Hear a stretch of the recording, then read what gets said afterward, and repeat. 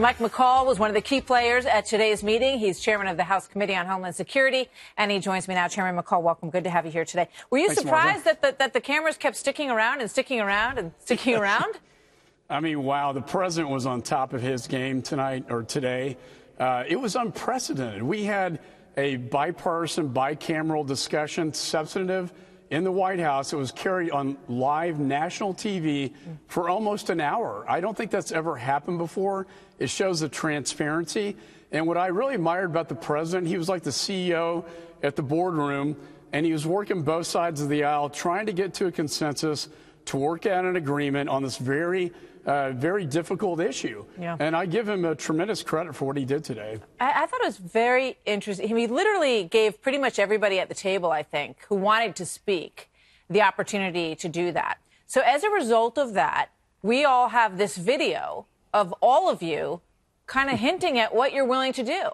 And you look at this issue in the broader numbers out in the country, and people are willing to find some common ground on many of these things. There are areas that are difficult. So now the onus is going to be on all of you to come up with some solution to this by early March, right?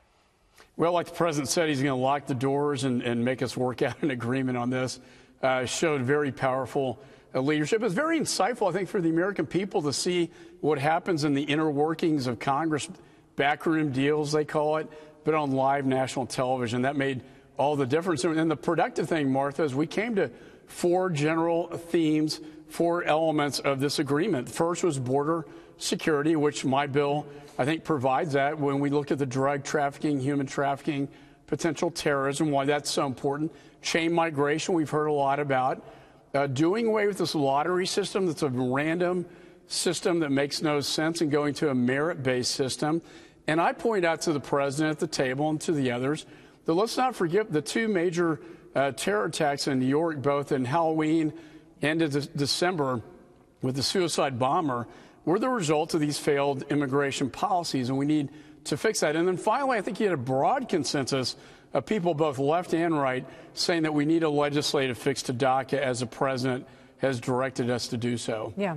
Do you think you can get the things that you just mentioned, which are step one, as the White House termed them? Can that pass? You know, because you did hear Steny Hoyer pipe up and say, well, I don't know. There's a lot of controversial things that have been mentioned here. Dianne Feinstein said the same thing. Essentially, she wanted a clean bill. And the president, for a moment, it sounded like he would go for that. But his version of a clean bill obviously includes the border security, which was clarified later. So can it actually pass? I think so. In fact, tomorrow morning, Chairman Goodlatte and I of Judiciary are going to introduce a bill that addresses all of these issues. And I think, we're going to have to come to terms with each of these. What we want to avoid is if we do create a legislative fix to DACA, we want the border secure, we want interior enforcement so that we don't have to deal with another DACA situation, say 5 years down the road.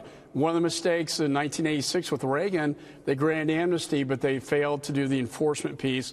We don't want to repeat the mistakes of the past. Well, amnesty is the buzzword that has a lot of conservatives very upset.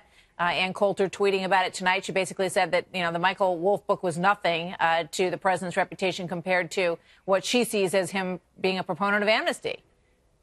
Well, I think, look, this is something that needs to be fixed.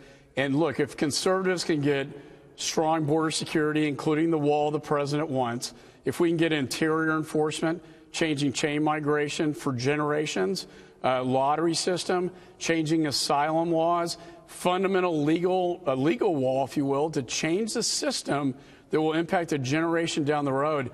Quite frankly, I think even the most conservative ones in the Freedom Caucus support that idea. Chairman McCaul, always good to see you. Fascinating day. Thank you very much for being here.